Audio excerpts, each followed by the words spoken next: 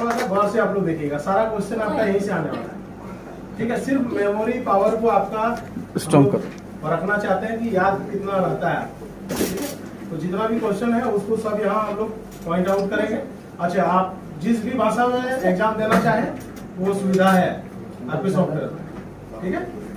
Bangla, Hindi, English, थोड़ा सा national human rights commission जो है, मानवाधिकार आयोग जो है, उसके बारे में थोड़ा सा चर्चा हम लोग कर लें कि राष्ट्र मानवाधिकार आयोग एक स्वतंत्र वैधानिक संस्था है, ठीक है, जिसकी स्थापना मानवाधिकार संरक्षण अधिनियम 1993 के तहत किया गया है।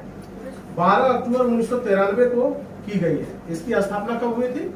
12 अक्टूबर 1993, ठीक है। मानवाधिकार आयोग का मुख्य कार्यालय कहाँ है? दिल्ली। यह संविधान द्वारा दिए गए मानवाधिकारों जैसे जीवन का अधिकार, स्वतंत्रता का अधिकार और समानता का अधिकार आदि की रक्षा करता है, और उसका जो है ये प्रहरी है, माने सेफ्टी गार्ड, सिक्योरिटी गार्ड बोल सकते हैं आप। ये सारे जो अधिकार, मौलिक अधिकार हम लोगों का है, उसका रक्षा करने का ये सिक्योरिटी गार्ड। अच्छा, अभी आप लोगों ने कौन सा डेट देखा था? 12 अक्टूबर 1993। लेकिन इसको लागू कब किया गया? वो गठन हुआ था उसको, ठीक है। लागू इसको किया गया है 28 सितंबर 1993। याद रहेगा? चलिए, ठीक। 12 अक्टूबर 1993 में आयोग का गठन हुआ था और 28 सितंबर 1993 को इसको लागू किया गया। नहीं, वहां दे दिए थे। और मानवाधिकार दिवस जो है पूरे विश्व, सिर्फ भारत नहीं, पूरे विश्व जो है मानवाधिकार दिवस जो मनाता है वो 10 दिसंबर। अच्छा, NHRC जो है, राष्ट्रीय मानवाधिकार आयोग, जब इसका गठन हुआ तो इसके प्रथम अध्यक्ष कौन थे? न्यायमूर्ति रंगनाथ मिश्रा, ठीक है। और न्यायमूर्ति का दर्जा सबको नहीं मिलता है, कुछ ही ऐसे जस्टिस हैं जिनको न्यायमूर्ति का दर्जा मिला हुआ है। जैसे अभी हम लोगों का जो संरक्षक थे मानवाधिकार आयोग के, KG बालाकृष्णन, आप शायद उस प्रोग्राम में थे, मिले, हाँ, उस प्रोग्राम में थे आप। मेघा में एक प्रोग्राम किए थे चीफ जस्टिस का, हम लोग और चीफ जस्टिस आए हुए थे। क्या नाम है होटल का? सिटी, ठीक है। तो उनको भी न्यायमूर्ति का दर्जा मिला हुआ है। निठारी केस जो है वही देख रहे थे उसको, ठीक है। तो प्रथम अध्यक्ष कौन है? न्यायमूर्ति रंगनाथ मिश्रा, याद रखिएगा। अच्छा, आयोग का जब गठन हुआ तो इसमें कुल कितने सदस्य लिए गए? 6, ठीक है। आयोग में कुल 6 सदस्य हैं अध्यक्ष को लेकर, ठीक है। इसमें एक अध्यक्ष भी है, हाँ। अच्छा, जितने भी अध्यक्ष हैं और सदस्य हैं, इसकी नियुक्ति कौन करते हैं? राष्ट्रपति द्वारा, ठीक है। तो आयोग का गठन जो हुआ उसमें जितने भी आज भी जो भी नियुक्ति होती है अध्यक्ष के लिए, तो उसका सिफारिश जो है राष्ट्रपति के पास ही जाता है। राष्ट्रपति जो है चीफ जस्टिस से इसका सलाह परामर्श करके और उसका नाम चयन करते हैं। अध्यक्ष पद की अवधि 3 वर्ष या 70 वर्ष की उम्र तक, जो भी ये दोनों में पहले हो जाए। मान लीजिए आपका 59 साल हो गया है, ठीक है, नहीं 17वां साल में आप रिटायर कर जाएंगे, 1 ही साल तक आप अध्यक्ष रह पाएंगे। 69 से 70 1 ही साल आप रह पाए, ठीक है। या तो 3 साल के लिए आप रहेंगे, अगर एज आपके पास है तो आप 3 साल के लिए बनेंगे, इससे ज्यादा नहीं होता।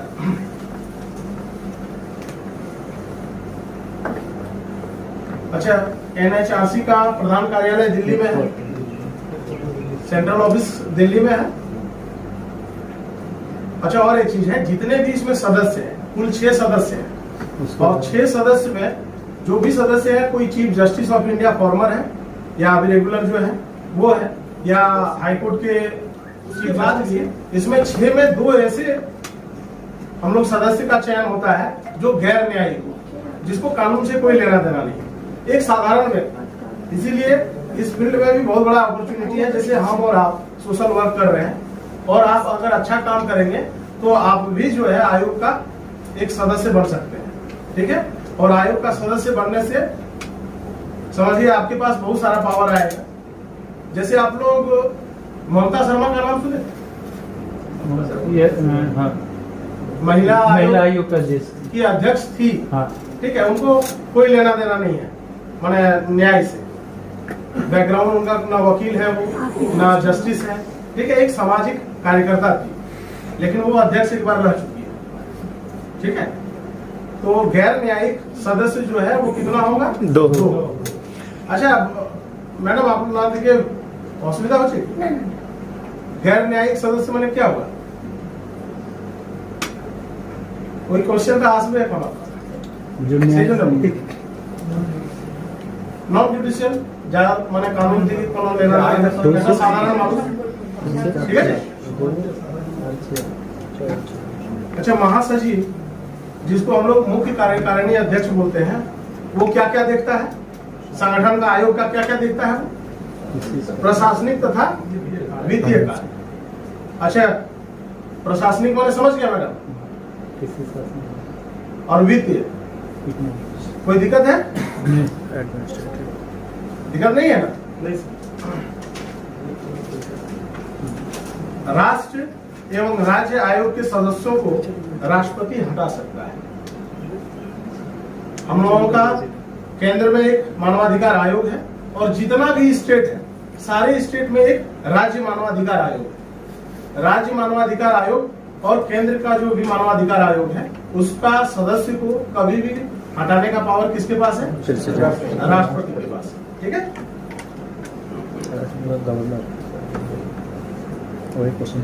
उच्चतम न्यायालय के न्यायाधीश को आयोग का सदस्य बनाया जा सकता है यदि राष्ट्रपति उच्चतम न्यायालय के मुख्य न्यायाधीश से परामर्श करे। यानी उच्चतम न्यायालय में न्यायाधीश तो बहुत सारे हैं, लेकिन मुख्य न्यायाधीश कौन है? एक ही है, चीफ जस्टिस ऑफ इंडिया एक ही होते हैं। ठीक है, लेकिन जस्टिस तो बहुत सारे हैं। तो किसी भी जस्टिस को मानवाधिकार आयोग का मेंबर बनाने के लिए यदि राष्ट्रपति चीफ जस्टिस से परामर्श करे, ठीक है, तो उनको मेंबर बनाया जा सकता है। क्लियर? मेंबर बनाने के लिए उनसे राय। हाँ, धारा 12 में नेशनल ह्यूमन राइट्स कमीशन के कार्य के बारे में बताया गया। ठीक है, ये क्वेश्चन इस तरह का आएगा कि राष्ट्रीय मानवाधिकार आयोग जो है, नेशनल ह्यूमन राइट्स कमीशन, उसका जो भी वर्क है वो कौन सा धारा में बताया गया है। ठीक है, तो वो धारा क्या है? 12। इसको आप लोग बाद में विस्तृत रूप से जाकर के पढ़ भी सकते हैं, घर में गूगल करिएगा धारा 12 में क्या दिया हुआ है, और थोड़ा सा जानकारी भी हो जाएगा। लेकिन इतना जान लीजिए कि धारा 12 में राष्ट्रीय मानवाधिकार आयोग की जितने भी कार्य है वो सारा कुछ उसमें दिया हुआ है। पद से हटाने के बाद केंद्र सरकार या राज्य सरकार के कोई भी पद को धारण नहीं कर पाएगा। मतलब अगर आप राष्ट्रीय मानवाधिकार आयोग का सदस्य हैं या अध्यक्ष हैं, और वहां से अगर आपको हटाया जाता है, तो राज्य सरकार और केंद्र सरकार का कोई भी पोस्ट को आप धारण नहीं कर सकते, यानी उसका कोई भी पोस्ट में आप नहीं रह सकते। ठीक है, क्लियर? जहां डाउट होगा पूछिएगा। पुनर्नियुक्ति का पात्र माने फिर से ज्वाइनिंग, रीज्वाइनिंग जिसको कहते हैं। एक बार मान लीजिए आप आयोग का मेंबर बन गए, ठीक है, मेंबर बनने के बाद आपका कार्यकाल खत्म हुआ, आप निकल गए। अगर जो कमिटी है वो फिर से अगर आपका नाम का चयन करती है, तो आप फिर से आयोग का सदस्य या अध्यक्ष बन सकते हैं। ऐसा नहीं कि एक बार बने फिर दोबारा नहीं बन पाए। ठीक है, नेक्स्ट है आयोग का गठन उच्चतम न्यायालय के मुख्य न्यायाधीश, ठीक है, या न्यायाधीश जो रहा हो या हो, यानी पहले हो, वर्तमान में अभी हो, या पहले भी माने चीफ फॉर्मर जस्टिस और प्रेजेंट में जो है वो दोनों, या न्यायाधीश एवं उच्च न्यायालय का मुख्य न्यायाधीश। अच्छा, उच्चतम न्यायालय का मतलब क्या हुआ? Supreme court. और उच्च न्यायालय मतलब हाई कोर्ट। तो हाई कोर्ट का चीफ जस्टिस या सुप्रीम कोर्ट का चीफ जस्टिस जो प्रेजेंट में है या पहले थे, ठीक है, मुख्य न्यायाधीश, उसको लेकर के आयोग का जो है वो गठन किया जाता है। ठीक है, इन लोगों को लेकर के जो वर्तमान में है वो भी आयोग का मेंबर बन सकता है, या पहले जो थे वो भी मेंबर बन सकते हैं अगर उनका चयन होता है तो। महिला सदस्यों की संख्या कितनी होगी? एनआरसी में आयोग में एक, ठीक है, 6 में 1। हाँ 6 में 1 महिला। हाँ, जो मैंडेटरी नहीं है, ठीक है, माने एक महिला उसमें होगी, ठीक है, हाँ अनिवार्य नहीं है। अगर मान लीजिए नहीं है कोई महिला तो पुरुष ही होगा, लेकिन एक महिला सदस्य का वहाँ जगह दिया गया है। एक से ज्यादा नहीं, एक से ज्यादा नहीं होगा। अच्छा, नेशनल ह्यूमन राइट कमीशन के गठन का प्रावधान धारा 3 में दिया गया है। इसका जो गठन हुआ था, इसका जब ड्राफ्टिंग हुआ तो उसका भी तो संविधान में कहीं न कहीं धारा दिया है, ठीक है, हाँ अनुच्छेद, इसको हिंदी में समझेंगे तो अनुच्छेद हो गया। तो आपका धारा 3 में जो है इसका गठन का प्रक्रिया दिया हुआ है। नेक्स्ट है नेशनल ह्यूमन राइट्स कमीशन अपना वार्षिक रिपोर्ट केंद्र सरकार एवं राज्य सरकार के समक्ष प्रस्तुत करेगा। मतलब पूरे साल में राष्ट्रीय मानवाधिकार आयोग क्या काम किया है और राज्य मानवाधिकार आयोग क्या काम किया है, वो सारा विवरण किसको देगा? स्टेट गवर्नमेंट को भी और सेंट्रल गवर्नमेंट को, ठीक है। नेक्स्ट है राष्ट्रीय अल्पसंख्यक आयोग, अनुसूचित जाति एवं जनजाति आयोग, राष्ट्रीय महिला आयोग के अध्यक्ष अपने कार्यों से उन्मुक्ति की स्थिति में आयोग के सदस्य माने जाएंगे। समझ में आए? सर बांग्लाয় বলবেন? हाँ বাংলায় বলবেন? বাংলায় বলতে বলছি। बांग्ला अच्छा ठीक है, रुकिए। अच्छा, राष्ट्रीय अल्पसंख्यक आयोग, इसको समझ रहे हैं? हाँ, मुस्लिम वर्ग का हाँ? जो मुस्लिम वर्ग का होता है सर, अल्पसंख्यक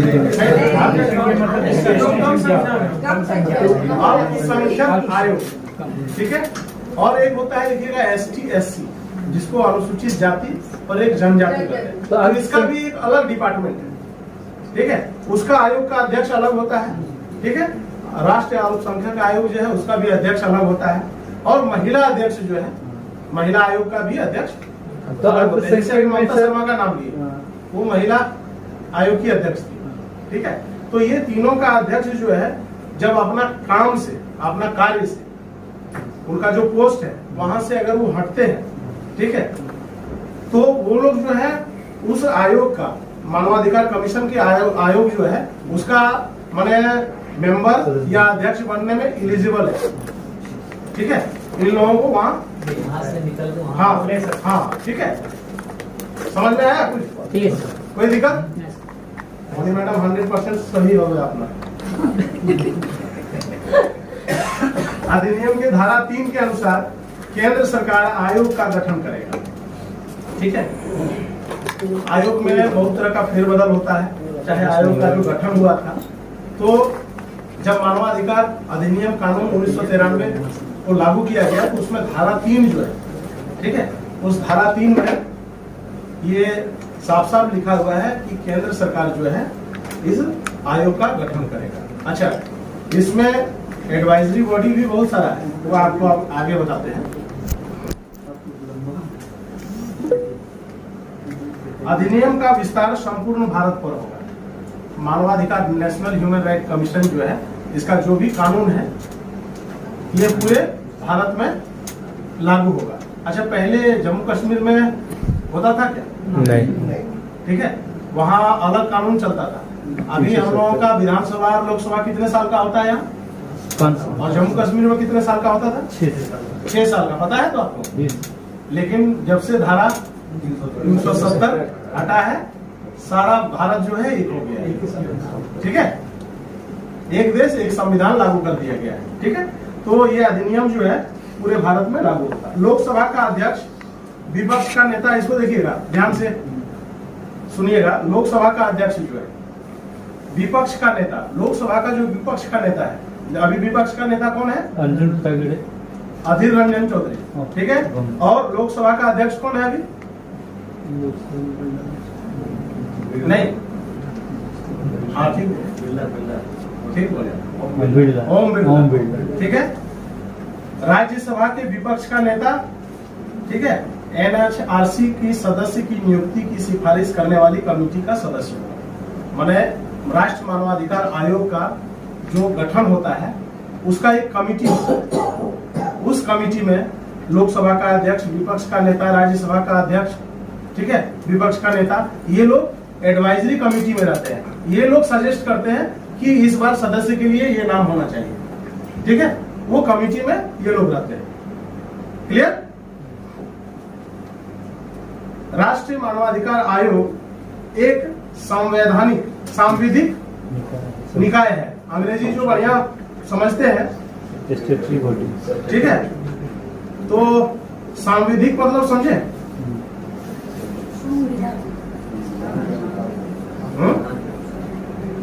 कानून के अनुरूप जो कमेटी का गठन होता है उसको सांविधिक कहते हैं, ठीक है। ये थोड़ा देर में आप लोगों को आएगा, अभी आपके सामने, ठीक है। ये क्वेश्चन इंग्लिश में है। मानवाधिकार संरक्षण अधिनियम 1993 में कुल कितने अध्याय और कितने धारा है? 8 अध्याय और 43 धारा। अच्छा, अध्याय का मतलब समझे आप लोग? लेसन, चैप्टर, ठीक है। और धारा का मतलब अनुच्छेद, सेक्शन, एक्ट, ठीक है। यानी कि 8 चैप्टर एंड 43 एक्ट, ठीक है।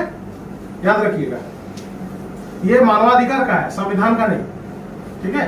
संविधान बहुत बड़ा है। ये ह्यूमन राइट्स का जो लॉ है उसमें टोटल 8 चैप्टर और 43 धारा है।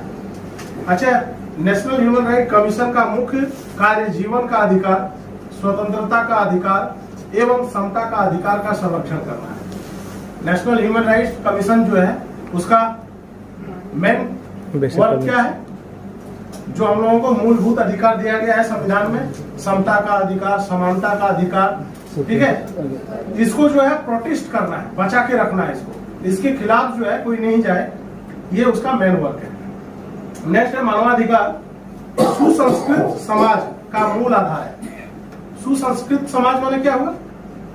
अच्छा समाज, सुस्त समाज। हाँ, सुस्त समाज, भालो समाज, उसका ये जो है मूल आधार है। हिंदी में मूल आधार और इंग्लिश में इसको क्या कहते हैं? बेसिक परमिशन, ठीक है। नेक्स्ट क्या है? नेशनल ह्यूमन राइट्स कमीशन के सिफारिशों की प्रवृत्ति कैसी होती है? मतलब मान लीजिए कि आयोग के सामने एक ऐसा केस आया जिसमें मान लीजिए किसी महिला के खिलाफ भी कोई केस आया मानवाधिकार आयोग के पास कि उनके साथ बहुत दिनों से उत्पीड़न हो रहा है, ठीक है, उनकी कोई सुन नहीं रहा है, उनको न्याय नहीं मिल रहा है, और कोर्ट से भी वो केस खारिज होकर के मानवाधिकार के पास गया है। तो मानवाधिकार के पास क्या ये प्रावधान है कि जो दोषी है उसको सजा वो खुद दे सकता है? तो ये मानवाधिकार आयोग जो है ये कैसा बॉडी है? एडवाइजरी बॉडी है, ठीक है, जो सलाह दे सकता है। किसको? केंद्र सरकार को, सुप्रीम कोर्ट को, राज्य सरकार को, ठीक है। और ये एक ऐसा तैयार करेगा, एक ऐसा केस तैयार करेगा, ठीक है, वो अगर फिर से कोर्ट में जाता है तो कोर्ट जो है विवश हो जाएगा उस महिला को या उस पुरुष को न्याय देने के लिए, ठीक है। तो ये क्वेश्चन आ सकता है कि आपका NHRC जो है वो कैसा बॉडी है? एडवाइजरी बॉडी है, माने सलाहकारी बॉडी है, ठीक है, जो सलाह दे सकता है। नेक्स्ट है राष्ट्रीय महिला आयोग अधिनियम कब पारित हुआ था? 30 अगस्त 1990। 30 अगस्त 1990। हो सकता है कभी कभी जो है 30 अगस्त नहीं रहेगा, तो साल याद रखिएगा, 30 अगस्त 1990। ठीक है, 1990 साल में जो है ये राष्ट्रीय महिला आयोग अधिनियम जो है पारित हुआ। राज्य मानवाधिकार आयोग के अध्यक्ष एवं सदस्यों की नियुक्ति राज्यपाल के द्वारा की जाती है। जैसे नेशनल ह्यूमन राइट्स कमीशन जो है उसकी नियुक्ति किसके द्वारा की जाती है? राष्ट्रपति के द्वारा। लेकिन राज्य में राष्ट्रपति कौन है? राज्यपाल। राष्ट्रपति द्वारा ही राज्यपाल का नियुक्ति होती है, ठीक है। तो राज्य मानवाधिकार आयोग का चयन किनके माध्यम से होगा? राज्यपाल के माध्यम से। मानव अधिकार संशोधन विधेयक 2019। अच्छा, कोई गैस करिए 2019 में जो मानवाधिकार संशोधन अधिनियम लाया गया था, जो आप अमित शाह के द्वारा ये लाया गया था, तो इसमें क्या क्या सुधार किया गया है?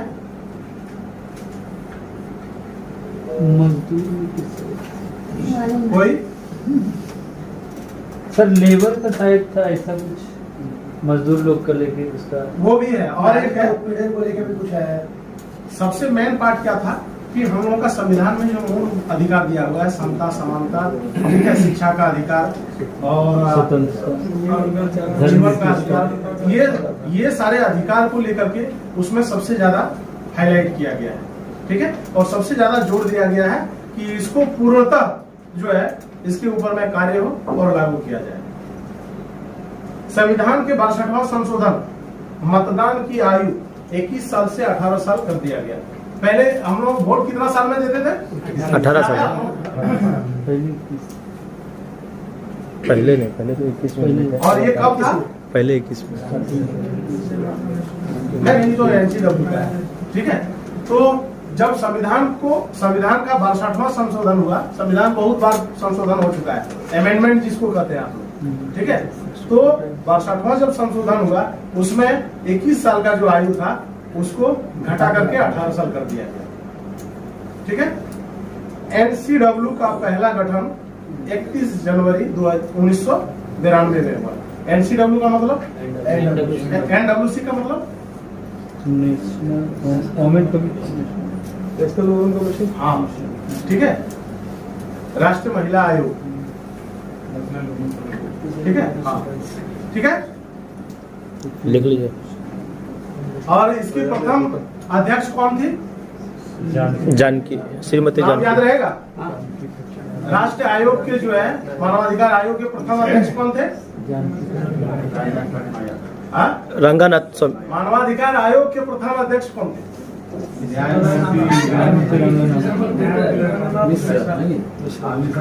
हाँ, ठीक है। रंगानाथ और मिश्रा। ये महिला आयोग की प्रथम, और जानकी पटनायक जो है, ये महिला आयोग की प्रथम अध्यक्ष थे। जब महिला आयोग का गठन हुआ देश में, उनकी प्रथम अध्यक्ष जानकी पटनायक, ठीक है। फोटो खींचिए। भारतीय संविधान के भाग 3 से 7 में मौलिक अधिकारों को शामिल किया गया है। आप जब संविधान का चैप्टर पढ़ेंगे, यूट्यूब में भी मिलता है, गूगल में मिलता है, लेकिन हम कहेंगे एक बुक आप लोग खरीद लीजिए। संविधान का बुक सबके पास रहना चाहिए, ठीक है। क्या होगा, कभी कभी जब फुर्सत में बैठेंगे तो कुछ तो पढ़ेंगे, जिसको जो भाषा में आता है। शायद हमको पता नहीं है बांग्ला में है कि नहीं है, मोटा वाला एक क्लोजिंग आता है संविधान का, ठीक है। तो उसमें जो है हम लोगों को जो मौलिक अधिकार दिए गए हैं, तो मौलिक अधिकार जो है वो 3 से 7 में ही है। भाग 3 से 7 में मौलिक अधिकार को रखा गया है। संविधान के 44वां संशोधन में संपत्ति के अधिकार को हटाया गया। पहले मूल अधिकार कितने थे? 7। और जब अमेंडमेंट आया, 44 अमेंडमेंट जब आया संविधान का, तो उसमें से क्या हटाया गया? संपत्ति। इसलिए हटाया गया कि वो संपत्ति का अधिकार जो है मनुष्य का मूलभूत अधिकार नहीं था, ठीक है, इसीलिए इसको हटाया गया। यानी 44 जब अमेंडमेंट हुआ इंडियन कॉन्स्टिट्यूशन का, तो वहां आपको संपत्ति का अधिकार जो है, प्रॉपर्टी को वहां से हटा दिया गया, राइट टू प्रॉपर्टी। मानवाधिकार आयोग राज्य सूची एवं समवर्ती सूची की जांच करता है। राज्य मानवाधिकार आयोग जो है, अच्छा, राज्य सूची तो समझ गया, समवर्ती सूची क्या होता है? हाँ, मतलब राज्य से रिलेटेड कोई भी तरह का, ठीक है, उसको समवर्ती सूची कहते हैं। तो राज्य मानवाधिकार का दायरा सिर्फ राज्य भर ही है, ठीक है। अपने ही राज्य में वेस्ट बंगाल का राज्य मानवाधिकार आयोग कोलकाता में है, ठीक है। तो अभी हम लोग यहाँ से केस करेंगे। जैसे एक केस मेरा गया था, तो जब हम दिल्ली फोन किए तो वो लोग बोले कि सर आप जो है कोलकाता ऑफिस कांटेक्ट करिए, ठीक है। तो आप भी अगर कोई भी कंप्लेन करिएगा तो आपको सबसे पहले कोलकाता में करना होगा, कोलकाता से ही आपका फॉरवर्ड होगा दिल्ली, जब ये लोग नहीं संभाल पाएंगे तब, ठीक है। तो राज्य मानवाधिकार आयोग जो है राज्य सूची और समवर्ती सूची, मतलब उसी से रिलेटेड कोई भी काम है उसी को देखता है। 62वां संशोधन कब हुआ था? अच्छा, अभी इसका एक क्वेश्चन आप लोगों के सामने में आया था, इसको थोड़ा दूर में ये क्वेश्चन जो है दूर में दिया गया है, याद आ रहा है? 62वां संशोधन क्या था? नहीं, वोटिंग का अधिकार, वोटिंग का जो चेंज मतदान का अधिकार जो था वो किस साल में ये हुआ था? 1989 में। याद रखिएगा, संविधान का 62वां संशोधन 1989 में हुआ था और मतदान के लिए आयु को जो है 21 साल से घटाकर 18 साल कर दिया गया। স্যার हाँ আমার একটা প্রশ্ন আছে हाँ, সম্পত্তি অধিকার আমি এটা বুঝতে পারলাম না संपत्ति अधिकार, प्रॉपर्टी लॉ बताइए सर। जब हम लोग का संविधान का निर्माण हो रहा था ना, तो यहाँ पे बहुत सारे प्रांत में बहुत सारे राजा लोग और उन लोग का बहुत सारा जमीन था। तो वो जमीन संपत्ति का अधिकार मतलब वो संपत्ति का मालिकाना हक उन्हीं को रह जाता है। तो हमारे यहाँ पर किसी के पास जमीन था ही नहीं और किसी के पास बहुत सारा जमीन था, संपत्ति का बहुत सारा। यदि संपत्ति का अधिकार रहता तो उसको उससे लेकर के, जैसे हम लोग कोई रेलवे बनाते हैं या फिर सड़क बनाते हैं, यदि उसका अधिकार दे देते तो उसका हम जमीन को एक्वायर नहीं कर पाते। इसलिए संपत्ति के अधिकार को हटाना पड़ा। समझ में आया ना? ठीक। अभी मान लीजिए आपका घर कोई सरकारी प्रोजेक्ट में आ गया तो सरकार उसको तुरंत तोड़ देगा, तोड़ेगा कि नहीं? लेकिन संपत्ति का अधिकार अगर उसका संशोधन नहीं होता तो जब तक आप नहीं चाहते तो सुप्रीम कोर्ट जाने के बाद भी वो नहीं ले पाती सरकार। ठीक है, तो सरकार के पास ये अथॉरिटी है कि किसी का भी जमीन कहीं भी वो ले सकता है, उसके बदले में आपको मुआवजा मिलेगा। क्लियर? हाँ। अच्छा, जस्टिस के.एस. पुट्टा स्वामी बनाम भारत संघ का मामला, ये एक मामला आया था। Justice KS. पुट्टा स्वामी जो है वो भारत संघ के खिलाफ जो है केस किए थे और ये मामला जो है बहुत ही प्रचलित हुआ था। किस लिए प्रचलित हुआ था ये बता दे रहे हैं, अरुण जेटली जी के समय का है। उसमें अरुण जेटली जी के देखरेख में ये सारा काम हुआ था। तो उसी समय जो है जस्टिस के.एस. पुट्टा स्वामी जो है एक याचिका दायर किए थे भारत संघ के खिलाफ। जीएसटी निजता का अधिकार, आधार जिसको कहते हैं, आधार जो जिसको हम लोग कह रहे हैं, जो मेरा प्राइवेसी जो है उसमें एक आवाज उठ रहा था, देखे होंगे उसमें। इसके पहले जो है कांग्रेस गवर्नमेंट था तो शायद बहुत सारे लोग बोल रहे थे कि आधार को जो है कंट्रोल विदेश से किया जा रहा है। सुने थे आप लोग? ठीक है, नहीं सुने थे सर? जो कांग्रेस का एक सर्वर उसका, कांग्रेस जो है एक ऐसा साजिश किया है, विपक्ष लगा रहे थे आरोप, उसमें बीजेपी सत्ता में थी तो आरोप लगा रहे थे कि कांग्रेस जो है और खास करके सोनिया गांधी एक ऐसा षड्यंत्र रची है कि पूरे देश का डाटा जो है विदेश के हाथ में रहेगा और इलेक्शन में भी जो है वहीं से ऑपरेट सब कुछ हो जाएगा। आप किसी को वोट दिए कहीं चला जाएगा। तो इसके ऊपर बहुत बड़ा बवाल हुआ था, लेकिन ये गलत। ठीक है, कोई भी पक्ष और विपक्ष में रहता है तो क्या करता है, एक दूसरे पर आरोप प्रत्यारोप करते रहता है। ठीक है, तो उसी समय ये केस हुआ था। तो ये केस जो है रिलेटेड क्या चीज पर था? निजता का अधिकार, यानी प्राइवेसी के ऊपर। इंग्लिश में ये प्राइवेसी इसको बोलिए, उसके ऊपर में ये केस हुआ था और हाईलाइट हुआ था। अभी तो हाल ही में सर इसके बारे में चर्चा हो रही है। हाँ, चर्चा हो रही थी हाल ही में। अच्छा, संविधान की आत्मा धारा 32, संविधान में तो 512 धाराएं हैं, है ना? 512 अनुच्छेद है, आईपीसी में 5। ठीक है, तो इसमें 32 जो है, धारा 32, इसको संविधान का आत्मा क्यों कहा जाता है? कोई बता सकते हैं? 32 महीना तो मानवाधिकार का पूरा उल्लेख किया हुआ है। और कोई? मानव अधिकार तो नहीं है।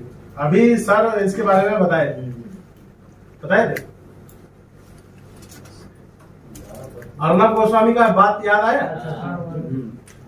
आया तो हाँ, ये संवैधानिक अधिकार, मूलभूत अधिकार में एक अधिकार है संवैधानिक अधिकार। जो 6 मूलभूत अधिकार आपको दिया गया है उसमें है एक संवैधानिक अधिकार। जिस अधिकार के हक पर, बिहाफ पर आप जो है सुप्रीम कोर्ट में एक याचिका दायर कर सकते हैं, और ये कोई भी साधारण आदमी भी दायर कर सकता है। इसी संविधान का मौलिक अधिकार जो है धारा 32 के तहत आप कर सकते हैं। जैसे अर्नब गोस्वामी वाला सब थोड़ा क्लियर नहीं किए थे, तो वो केस जो है टीआरपी का था, टीआरपी से छेड़छाड़ के ऊपर में वो केस किया गया था, और महाराष्ट्र सरकार समझिए जाति दुश्मनी निकालने के लिए अर्नब गोस्वामी पर इतना शिकंजा कसा कि वहां के जो मुख्य पुलिस आयुक्त जो थे महाराष्ट्र के, वो उनको लगा दिया उनके पीछे, और एक ऐसा षड्यंत्र रचा गया, उनका जेल हो गया। और इतना हैवी केस था, इतना बड़ा केस था कि शायद वहां से वो निकल नहीं पाते और चैनल फिर से रिकवरी नहीं हो पाता। लेकिन इसी धारा 32 का इस्तेमाल करते हुए अर्नब गोस्वामी जो है सुप्रीम कोर्ट में एक याचिका दाखिल की, और सुप्रीम कोर्ट का जजमेंट भी आप लोग यूट्यूब में या गूगल में पढ़ लेंगे, बहुत ज्यादा फटकार लगाया महाराष्ट्र सरकार को। देखिएगा कभी कभी क्या होता है, अपना जो है पावर दिखा करके वो काम करवाना चाहता है, ठीक है। जैसे कोई एक विधायक है, एक विधायक साधारण आदमी के पीछे लग जाएगा, उसके पास तो बहुत पावर है, तो उल्टा सीधा करके आपको कुछ भी कर सकता है, ठीक है। एक उल्टा पुल्टा केस में फंसा दिया, तो अब कहां जाइएगा, उसमें क्या करिएगा? तो आपके पास एक मौलिक अधिकार है, वो संविधान का अधिकार है धारा 32, उसका इस्तेमाल करके हाई कोर्ट और लोअर कोर्ट नहीं जाना है, डायरेक्ट सुप्रीम कोर्ट में ये याचिका आप दाखिल कर सकते हैं, ठीक है। संविधान के धारा 101 का संशोधन जीएसटी के लिए किया गया था, याद रखिएगा। 101 वहां जो संशोधन हुआ था वो जीएसटी के लिए किया गया था।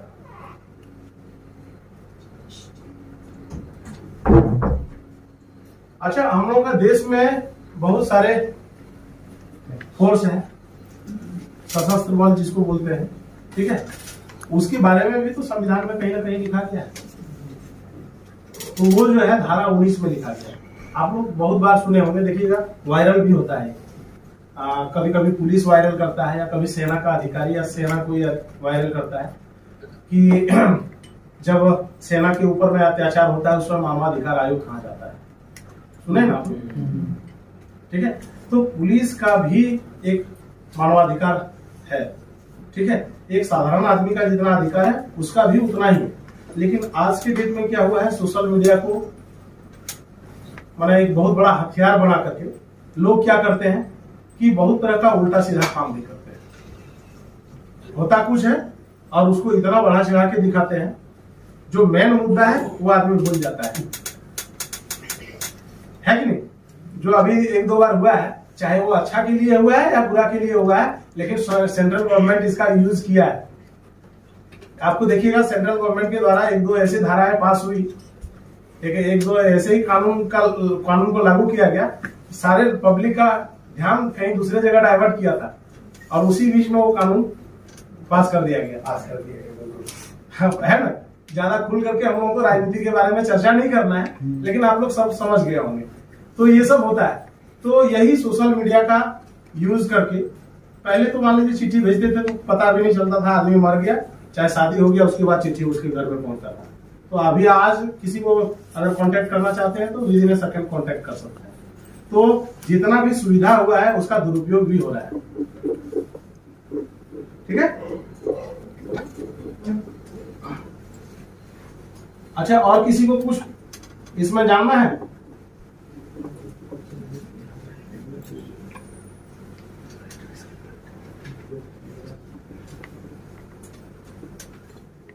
ठीक है, देखिए यहाँ कंटिन्यू है, कंटिन्यू में क्लिक करिए।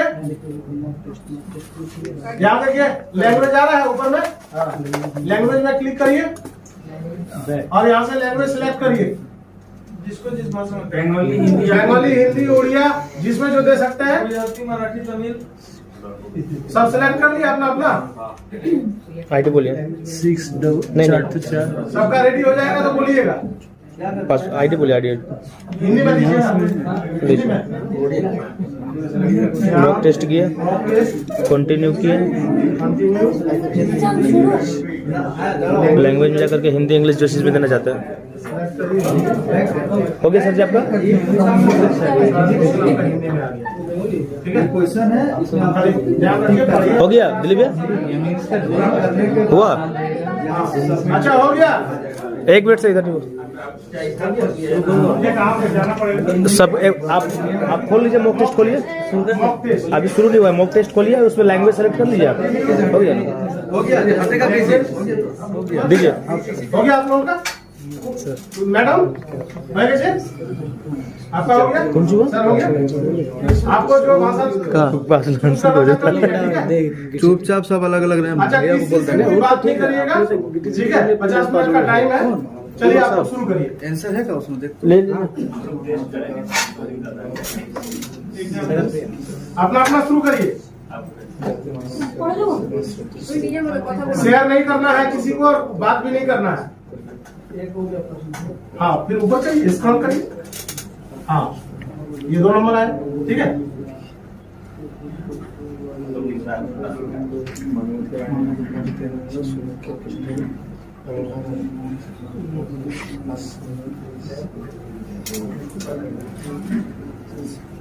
देते जाइए जब इधर देखेंगे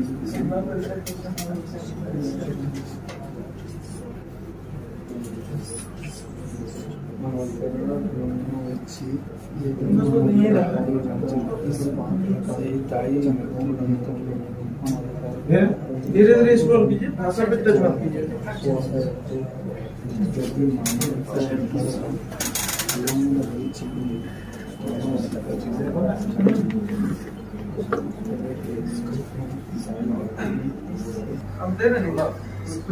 আচ্ছা এখানে সার্টিফিকেট দেওয়া হবে ফার্স্ট সেকেন্ড থার্ড, ঠিক আছে? আমাদের যে চিফ গেস্ট আসছেন ওনার হাতে সার্টিফিকেট পাবেন।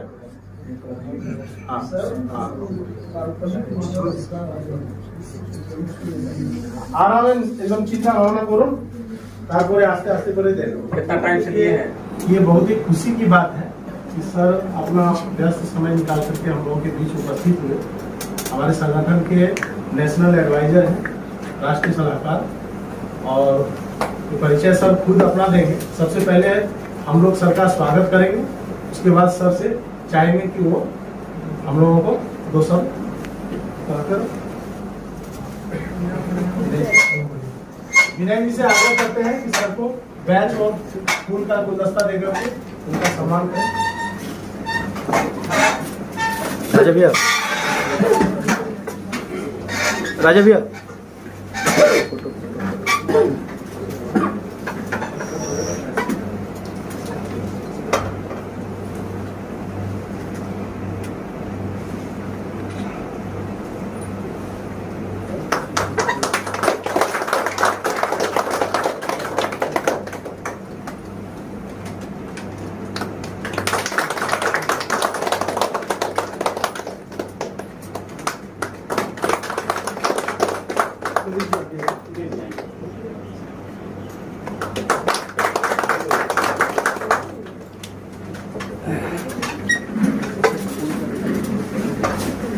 जो है उनको आज हम लोग सर्टिफिकेट दे करके उनका थोड़ा सा मान बढ़ाएंगे। उनका एक टेस्ट किया जा रहा था, मॉक टेस्ट टाइप का ऑनलाइन, तो परसेंटेज के हिसाब से फर्स्ट सेकंड थर्ड हम लोग दर्ज किए हैं और आपके आंखों से वो होगा। और आज संगठन में जो भी पुराने लोग काम कर रहे हैं उनके माध्यम से कुछ कुछ नया मेंबरशिप आया है, तो आज उसके ऊपर में भी एक छोटा सा कंपटीशन था। पहले से अनाउंस नहीं था, लेकिन ये लोगों के बीच में जानकारी थी कि जिनका भी मेंबरशिप थोड़ा ज़्यादा रहेगा आज उनको भी सम्मान किया जाएगा। तो हम लोगों का जो कार्यक्रम है वो अंतिम पड़ाव पर है। बस आपके हाथों से ये 2 कार्य हो जाए, उसके बाद जितने भी लोग हैं बगल वाला रूम में खाने की व्यवस्था है, आप लोग खा करके ही जाएंगे, ठीक है? तो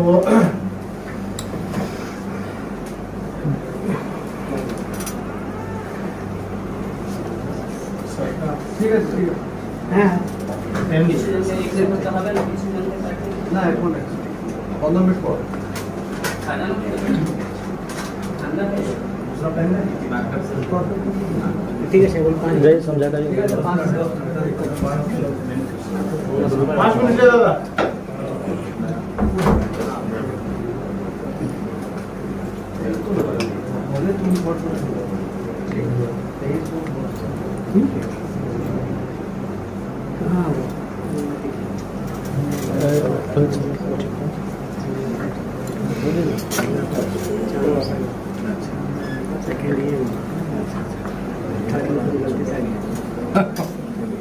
कौन है फर्स्ट कौन है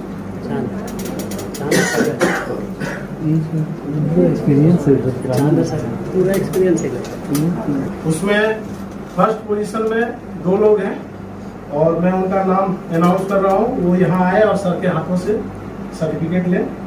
पहला नाम है एक ही साथ दोनों आए, एमडी चांद और सागर कुमार का।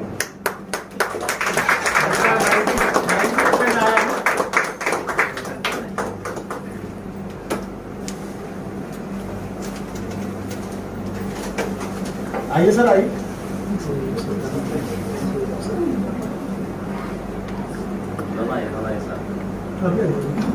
आइए आइए।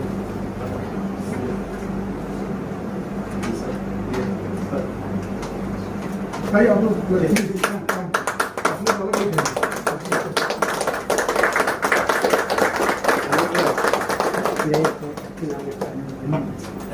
सेम हो रहा है हाँ जी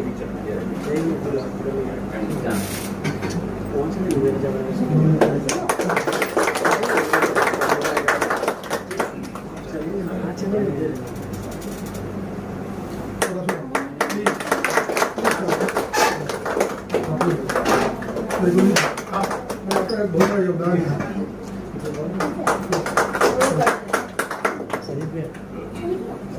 और दूसरे स्थान पे संजीत कुमार यादव और धर्मेंद्र दुसाद हैं जिन्होंने 78%। सॉरी सर, धर्मेंद्र संजीत कुमार यादव और संजय श्रीवास्तव। आइए सर आइए।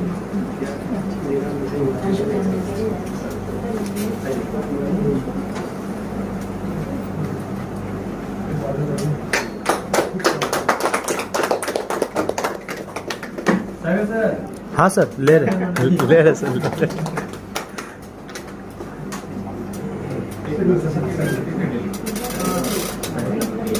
संजीत कुमार यादव,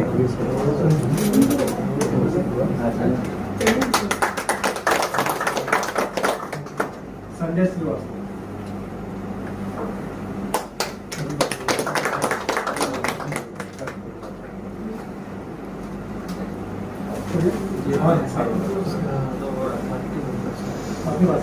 तीसरे स्थान पर नसीम अंसारी जी और धर्मेंद्र दुसाद जी हैं।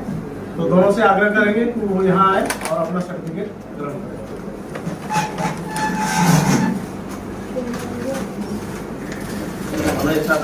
हाँ दोनों एक साथ।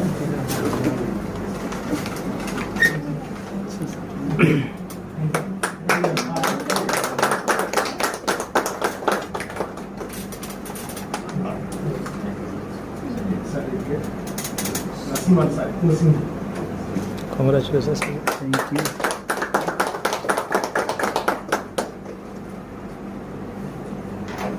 धर्मेंद्र दुसाद।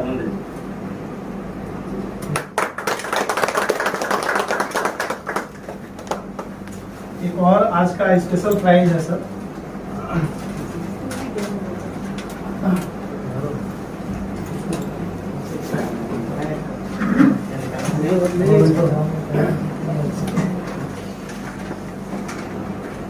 आज मेंबरशिप जिनका सबसे ज्यादा था, हाईएस्ट मेंबरशिप, उनका नाम है धर्मेंद्र दुसाद। वो यहाँ आए और वो सम्मान जो है सर के हाथ में।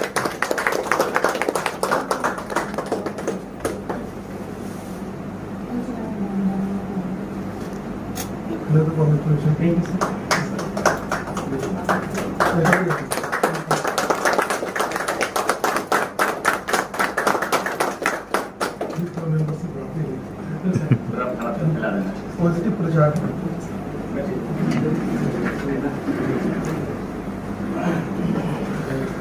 अब हम लोग सर से बहुत सारी आशाएं हैं और सर कुछ भी बोलते हैं तो हम लोगों के लिए जो है मोटिवेशन का काम करता है।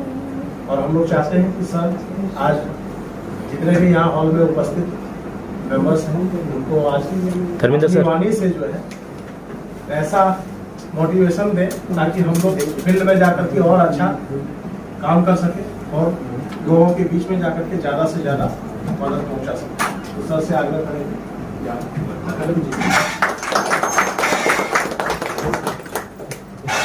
सबसे पहले vision life human rights foundation के करता धरता जो कभी रविन्द्रनाथ टैगोर की वाणी को जुदी तौर पे उदास ने आपसे सब यातना छोड़ रहे तो अकेले चलना ही शुरू किया और आज ये कारवां हमारे सामने है जहां अधिक से अधिक संख्या में लोग उम्र के हिसाब से कोई बड़े हैं कोई छोटे हैं। तो सबसे पहले बड़ों को प्रणाम और छोटों को ढेर सारा आशीर्वाद कि आप इसी तरह से ह्यूमन कल्याण करते जाइए। इसमें बहुत सारे ऐसे लोग हैं जिनको मैं पहचान रहा हूँ, चेहरे से भी देख रहा हूँ, मुझे परिचय भी है और जिन लोगों को प्राइज दिया उसमें से हर एक व्यक्ति मेरा छात्र भी रहा। श्रीवास्तव जी है, राजन जी है, उधर प्रसाद जी हैं, काफ़ी और अच्छा लगता है कि मैंने जो अपने ज़िंदगी में कम से कम 32 साल की ज़िंदगी जो पढ़ाई लिखाई से जुड़ा हुआ है तो हर साल 5000 बच्चे जो निकलते हैं उसके हिसाब से लाखों बच्चे इर्द गिर्द हैं और यहाँ भी आया तो मैं अपने आप को अकेला नहीं पाया, आपके बीच में ही पाया। तो ये हमारे लिए सौभाग्य की बात है और आप लोगों को कुछ बताना वो सूर्य के दिया को दिखाने के बराबर होगा। आप अपने आप में परिपूर्ण हैं और जिस छत्र छाया में हम लोग आए हैं क्योंकि मैं भी अलग नहीं हूँ, मैं भी इसी से जुड़ा हुआ हूँ, तो मुझे सबसे पहले खुशी होती है कि हम अराजनैतिक हैं, अतः हम किसी को दुखी नहीं कर सकते। दूसरी बात, जो प्राइजेस मिली हैं वो प्राइजेस जिनको मिली है फर्स्ट सेकंड थर्ड हुए हैं उनका दायित्व तो और बढ़ गया, लेकिन जिनको प्राइज नहीं मिला है उनका दायित्व तो और भी ज्यादा बढ़ गया क्योंकि उस मुकाम पर उनको भी पहुंचना है। तो मुझे लगता है कि मुकाम पर पहुंचने के लिए प्राइज एक माध्यम है। मेरे हिसाब से 90% वाला अगर फर्स्ट है तो 89% वाला सेकंड नहीं हो सकता, वो भी फर्स्ट ही है क्योंकि हर व्यक्ति में अपना एक विशेष गुण होता है और आप में जो गुण है वही कारण है कि आप अपना अमूल्य समय यहाँ पर दे रहे हैं मानव कल्याण के लिए।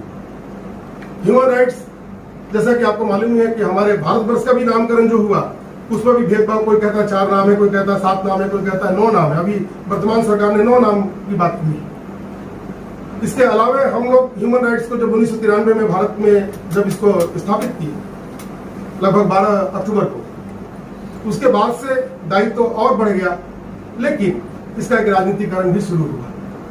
अलग अलग राज्यों में अलग अलग परिभाषाएं ह्यूमन राइट्स की है, लेकिन जिस क्षेत्र में हम लोग काम करते हैं कोयलांचल और शिल्पांचल के क्षेत्र में, यहाँ पर इसकी परिभाषा एक ही है कि हमें एक मनुष्य को एक मनुष्य के रूप में देखना है और अपने अंदर के उस इंसान को जगाना है, मनुष्य में ही उस इंसान को जगाना है जो इंसानियत को आगे लेकर के चले। खूब सारी बधाइयां आप सभी को जो यहाँ पर मौजूद हुए। मेरा समय काफी कीमती है ऐसा मैं नहीं कहूंगा, लेकिन इतना जरूर कहूंगा कि मैं यहाँ नहीं आता तो शायद कुछ छूट जाता। आप लोगों के बीच में मैं सुबह जब गाड़ी में था तभी, जब मैं बर्धमान से लौट रहा था तभी व्हाट्सएप पर देख रहा था, मैं तब देखा राजन को। मैंने कहा अरे राजन है तो राजन को ही फोन करता हूँ कि मैं निकल चुका हूँ, मैं आ रहा हूँ। फिर कुलदीप जी हो सकता है व्यस्त थी, लेकिन जब यहाँ आया तो बहुत सारे चेहरे ऐसे नजर आए। कुछ महिलाओं को भी देखा जो हमारी दीदी की तरह है, बड़ी हैं, उनको भी मैं यही कहूँगा कि आपका दायित्व तो और बढ़ जाता है, क्योंकि अभी जो वर्तमान परिस्थिति है उसमें महिलाओं के प्रति ही जब भी आप टेलीविजन खोलिए, न्यूज खोलिए या अगर अगल बगल देखिए, हर समय एक अजीब सा माहौल, एक डर का माहौल जैसा पैदा हो गया है। तो हमारा काम जो है और अधिक बढ़ जाता है, लेकिन साथ साथ हमारे जो दीदी हैं, हमारी महिलाएं हैं, उनका भी दायित्व बढ़ जाता है। और आप सभी को, क्योंकि आप घर में भी काम करना है, घर का संसार भी देखना है और उसके बाद इस सामाजिक संस्कार को भी देखना है, संसार को भी देखना है। तो आपके साथ दोनों शब्द जुड़े हुए, संस्कार और संसार, और आपको दोनों को लेकर के आगे बढ़ते रहना है। हम सभी भाई आपको मदद करेंगे और यहाँ जितने लोग भी बैठे हुए हैं, मेरे से उम्र में बड़े भी हैं, कुछ लोग पुराने जुड़े हुए हैं, तो मैं कुलदीप जी को यही कहूँगा कि आप इसी तरह जिस तरह से आप अलग जगा रहे हैं ब्लड डोनेशन में, ड्राइंग कंपटीशन भी कराया था कुछ दिन पहले। इसके अलावा कुछ लोगों को मैंने देखा जो हॉस्पिटल में जाकर के ब्लड डोनेट कर रहे थे, तो वो साहस, क्योंकि जब कोई पुकारे और हम पहुंच जाए और अपना खून देकर के किसी की जिंदगी बचा दे, शायद इससे बड़ा परोपकार इस दुनिया में हो ही नहीं सकता। इसलिए आप सभी को फिर से बधाई। आप लोग बहुत दिनों से इस कार्यक्रम से जुड़े हुए हैं और ये जो 2-1 दिन का कार्यक्रम जो भी हो रहा है, आपका परीक्षा दिए, इससे जानकारी मिलेगी, लेकिन जानकारी में अपडेट्स रहने के लिए गूगल माध्यम है। और इसके अलावे भी आपको हमेशा याद रखना होगा कि कुछ नई प्रणाली भी हो रही है, नई नई चेंजेस भी आ रही है, जैसे राइट टू एजुकेशन एक्ट। अभी हम लोगों ने जो देखा 2024 तक जाते जाते हम लोगों की पूरी प्रणाली, शिक्षा प्रणाली बदल जाएगी, साइंस, आर्ट्स, कॉमर्स सब हट जाएंगे। तो जब ये हटेंगे तो फिर नई प्रणाली आ जाएगी। राइट टू इन्फॉर्मेशन एक्ट, सब अमेंडमेंट चेंज हो रहे हैं। या हम लोग जो धर्म की बात करते हैं, फ्रीडम टू रिलीजियस पॉलिसी में जो आता है, तो ये हम लोग को ध्यान देना होगा कि अब हम लोग धीरे धीरे कुछ अमेंडमेंट्स चेंज कर रहे हैं, तो उसके बारे में अपडेट्स रहने के लिए आपको हमेशा मोबाइल को ऑन करके कुछ न कुछ जानकारी लेती रहनी होगी और समाज में और राजनीतिक अवस्था में रह करके कदम से कदम मिला करके आगे बढ़ते रहना होगा। और ये भी ध्यान देना होगा कि कंपटीशन नहीं है किसी और से। अगर आप ह्यूमन राइट्स के आधार पर काम कर रहे हैं तो एक ह्यूमन राइट्स बगल में भी है जो ये कहेगा कि वो अच्छा नहीं है, मैं अच्छा हूं। मुझे लगता है कि सभी अच्छे हैं, क्योंकि सबका एक ही उद्देश्य है, भारत का भविष्य, देश का भविष्य, समाज का भविष्य, परिवार का भविष्य। तो भविष्य एक ही है। नेताओं का जो भाषण आप सुनिएगा, अलग अलग पार्टी से लोग आते हैं, मैं ढूंढता रहता हूं कि कोई भी ये बोले कि देश प्रथम, देश प्रथम कोई नहीं बोलता, सब एक दूसरे की शिकायत करते रहते हैं। ये चीज हमारे इस प्लेटफॉर्म पर नहीं है। हम भाग्यशाली हैं कि हम ह्यूमंस की बात करते हैं। तो 2 लाइन में ही, इंसान का इंसान से हो भाईचारा, यही पैगाम हमारा, यही पैगाम हमारा। ये मेरे स्कूल का प्रेयर है। सभी जगह सरस्वती वंदना होती है, लेकिन मैं ये प्रेयर रोजाना अपने स्कूल में 5000 बच्चों के बीच में गवाता हूँ। हर साल मेरे बच्चे गाते हैं और ये पैगाम ही देते हैं कि इंसानियत को जिंदा रखना है। इंसानियत जिंदाबाद, ह्यूमन राइट्स जिंदाबाद, विजन ह्यूमन राइट्स जिंदाबाद। कुलदीप सिंह जी, आपकी ये पूरी टीम जिंदाबाद। और मुझे जब भी आपको याद करना हो, याद करिए। मैं उतना अमूल्य नहीं हूँ, मैं बस आपके बीच में रहना चाहता था, रहना चाहता हूँ और हमेशा दिलों में रहूंगा। सबको फिर से नमस्कार।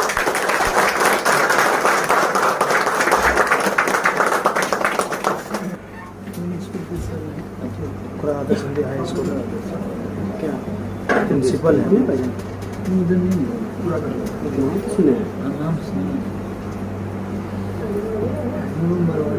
ठीक है, आज का कार्यक्रम हम लोग यही समाप्त करते हैं।